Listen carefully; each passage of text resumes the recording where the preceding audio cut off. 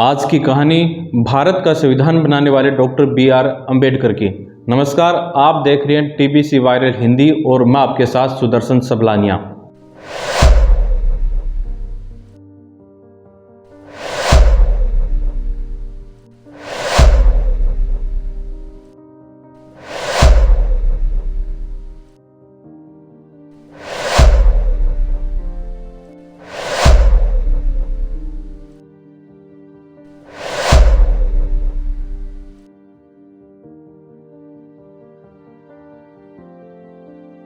26 फरवरी 1955 को अंबेडकर से गांधी के बारे में अपनी राय जाननी चाहिए तो अंबेडकर ने कहा, that I feel quite surprised. You see, at the interest is the outside world, Western world particularly, seems to be taking in Mr. Gandhi. I cannot understand that. So far as India is concerned, he was, in my judgment, वो देश के इतिहास का एक हिस्सा भर है, कोई युग निर्माता नहीं। 14 अगस्त 1931 को जब अंबेडकर गांधी से मिले तो गांधी ने उनसे कहा था कि मैं अछूतों के बारे में तब से सोच रहा हूं जब आप पैदा भी नहीं हुए थे। मुझे ताज्जुब है कि इसके बावजूद आप मुझे उनका हितैषी नहीं मानते। तब अंबेडकर ने गांधी से कहा, अगर आप अछूतों के खैरख्वाह होते तो आपने कांग्रेस का सदस्य होने के लिए खादी पहनने की शर्त के बजाय अस्पृश्यता निवारण को अपनी पहली शर्त बनाया होता।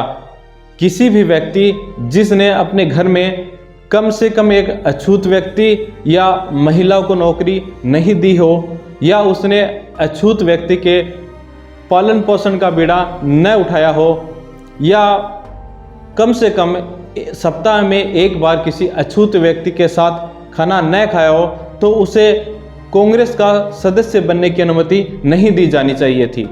इनसाइड एशिया के लेखक जॉन गुंथर ने लिखा, जब मेरी राजगृह में अंबेडकर से मुलाकात हुई तो उनके पास 8000 किताबें थी और उनकी मृत्यु तक यह संख्या बढ़कर 35,000 हो गई। अंबेडकर अपनी किताबें पढ़ने के लिए किसी को नहीं देते थे। उनका कहना था कि अगर किसी को उनकी किताबें पढ़नी है तो उन्हें मेरे पुस्तकालय आकर पढ़नी चाहिए। वे सुबह से शाम किताबों में ही लीन रहते थे। अपने जीवन के अंतिम पड़ाव में बाबा साहब ने वायलिन सीखना शुरू किया था। उनके सचिव रहे नानक चंद रतू अपनी किताब डॉक्टर अंबेडकर जीवन के अंतिम कुछ वर्ष में लिखते हैं, एक दिन मैंने उनके बंद कमरे में चुपके से झांक कर एक अद्भुत नज़ारा देखा।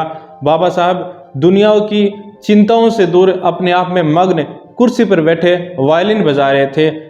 मैंने जब ये बात घर में जाकर काम करने वाले लोगों को बताई तो सब ने बारी बारी जाकर वो अद्भुत नज़ारा देखा और आनंदित हुए। अपने संपूर्ण जीवन में दलितों, वंचितों और शोषितों को अधिकार दिलाने के लिए बाबा साहब ने संघर्ष किया। उस समय दबे कुचले इन लोगों की आवाज़ उठाने के लिए 100 साल पहले बाबा साहब ने एक अखबार शुरू किया था जिसका नाम था मूक नायक, क्योंकि गुलाम भारत में इन लोगों की बातों का कोई स्थान नहीं था। मूक नायक ने इसी कमी को पूरा किया। शिक्षाविद अंबेडकर उस वक्त समझ चुके थे कि समाज में किसी भी बदलाव या आंदोलन में अखबार अहम भूमिका निभा सकते हैं।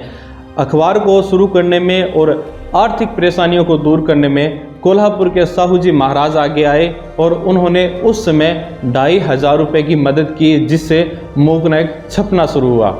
25 दिसंबर 1927 को अंबेडकर ने महाड़ सत्याग्रह की शुरुआत की थी।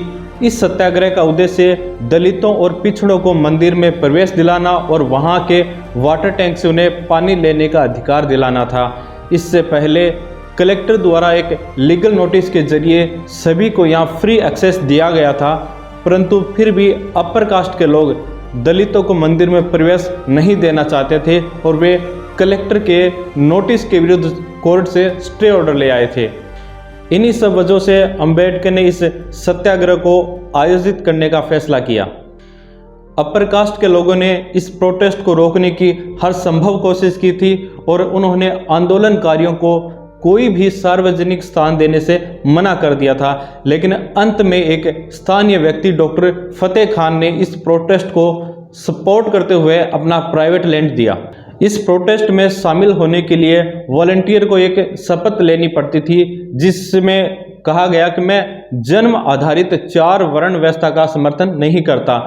इस आंदोलन में जाने के लिए विरोधी लोग डॉक्टर अंबेडकर को रोकना चाहते थे, इसलिए अंबेडकर रोड के जरिए न जाकर और ज़्यादा दूरी तय करते हैं और बॉम्बे के 10 गांव पोर्ट से पद्मावती नाम की बोट में यात्रा करते हैं।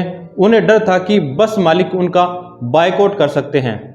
प्रोटेस्ट ग्राउंड में जाकर अंबेडकर एक शानदार भाषण देते हैं। वहां मनुष्य स्मृति को जलाने के लिए पहले से ही चिता तैयार थी और उसके चारों ओर मनुष्य स्मृति का शमशान लिखे हुए बैनर लगे थे। इस तरह 25 दिसंबर 1927 को देर शाम मनुष्य स्मृति को जलाने की शपथ ली जाती है। सबसे रोचक बात यह है कि इस आंदोलन को अंबेडकर के सहायक ब्राह्मण गंगाधर नीलकंठ सहस्त्रबुद्धे ने चलाया था और उनका साथ दिया था 6 दलित साधुओं ने। Sudarshan Sablania, TVC viral Hindi.